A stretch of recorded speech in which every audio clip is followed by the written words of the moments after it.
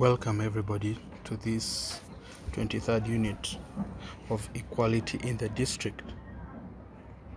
Today we look at what equality is all about and how to give it to everyone. The meaning of equality.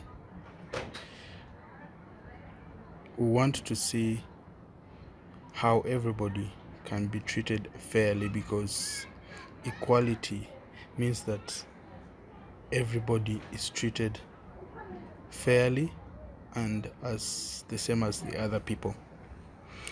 So when we try to deal with equality, we look at four particular things: gender, age, ability, and geographical location. However, this does not mean that we don't take into consideration other factors that you might be having in mind. We all know that people are different, so we can't actually make them the same. But when we talk of equality, it means that there are some things we need to give to each and everybody so that they can always feel like everyone else in society. And so some of the things that requires to feel like there's equality is taking up responsibilities fairly, not just giving it to one side of people, but actually giving it to everybody, as long as they are able to take up those responsibilities. Number two is to give equal opportunities to each and everyone. Yeah, the world is full of opportunities, so we shouldn't base ourselves on any of the four I said above: gender, age, ability, or geographical location, to be given opportunities. Then being just, not favoring the gender or age, because some might be rich and so they might want a bigger share of justice, while leaving the other party's heart or not giving what they actually deserve. Then we have having equal rights. We've learned about our rights, but sometimes we actually don't receive our rights the way we are supposed to be getting them. So in this case, we are talking about being equal. Means that if my father can be able to board a plane, so should I be given the same opportunity to board a plane? If I can go to school as a man, so should even the females be given chances to go to school. Then we talk about sharing of resources and social services, and then having equal treatment in all spheres of life. Why do we need this equality, especially here in Rwanda, in our districts? First of all, biblically, God created us equal people. Why? Because He knew that we needed one another. So different people have different talents, and therefore they should be given equal chances to do whatever they can, because we are actually equal before God. Number two, the country, the districts, wherever places we are, they belong to all of us, and therefore we have equal opportunity to enjoy whatever resources they are available, and we also have equal opportunity to live wherever we want to live without being segregated or discriminated. Number three, the law says everybody is equal because everybody is under the law. So whether big or small, young or old, the law will punish you according to what you have done, not who you are or how old you are or where you come from. then equality helps us to live peacefully with each other, because if everybody is given what they are supposed to be given, then it means everybody will live in peace with one another. Number 5, equal opportunities help us to develop, of course, because sometimes you might feel that men are good at doing something, or this is only work for ladies. Sometimes when you mix up people, male or female, not based on anything, but rather what they can offer, then we find that we actually get more things moving. Sometimes we only feel like men should become presidents. Why? Even ladies can do it, and sometimes they can do it far much better than the men. But in all this trying to be equal, there are some sections of people that we need to actually give some more attention to. These include the elders. They need to be held critically or tenderly. Then we have the people with special needs, people who can't hear, people who can't talk, people who can't walk.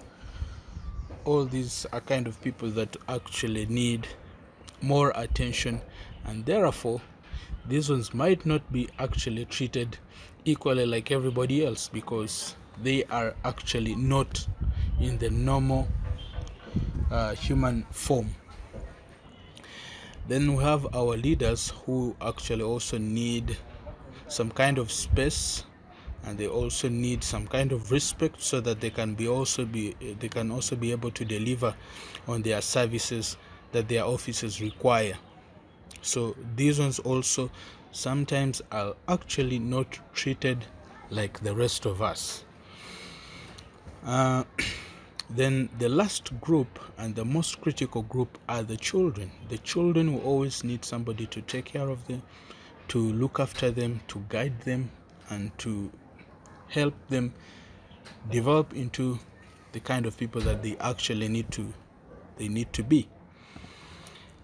And without everything else that we have been talking about, then we come to the opposite of equality, which is inequality. And this happens when everything that we have been talking about is not put in place. For example, when the females are not allowed to take over, inherit, or be in kind of position to do anything just like that the men are actually doing, this causes inequality. We talked about inheritance and positions in our last lessons, and we say that the boys were the ones to be given this kind of opportunity, and that already is inequality, because even the girls need something for their lives to move on. Number 2, the special needs are sometimes rough handled and are actually not treated equally. They are treated as though they were normal people, and this is absolutely not normal. It's unfair. When we talk of inequality and equality, we are actually trying to mean being fair and being unfair. Some things just need your reasoning to see that this person is actually disabled and actually needs my attention, not my provocation. Number 3, we looked at the traditional society, where we talked about taboos, omens, and all that, and some of these things actually were stopping the world from being fair to one another. Like, for example, if you say that women were not allowed to eat eggs and chicken, but they also need it. They also need the nutrients that are found in that kind of food. So number 4, school only meant for boys. That's another unfairness. So when we talk about all these things, this is where we head. Number 5, the rich being treated fairly or more privileged than the poor. This happens almost every day. And this brings inequality in whatever we have been talking about. And lastly, as social studies students, we need to actually find ways to ensure how equality of people can be enhanced, can be developed, can be given priority in everything that we do. First of all, it starts by people thinking about others, what you have and what you're going to use it for to benefit the rest. Treating others the way you want to be treated. Following the law, no matter who you are, and following it to the latter all the time, always. Having respect for people, young, old, rich, poor, tall, short, whoever they are, you just have respect for people. And you put yourself in their shoes. If you are the one, how would it look to you if you are not being treated exactly like how you felt you needed to be treated? And this will help us to live a fair life, an equal life, giving opportunity to everybody else, regardless of who they are, where they come from, or how you know them.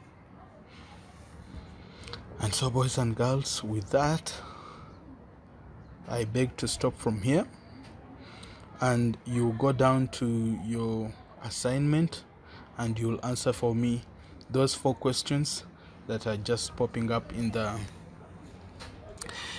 last slide. So have a wonderful afternoon, and I will see you later.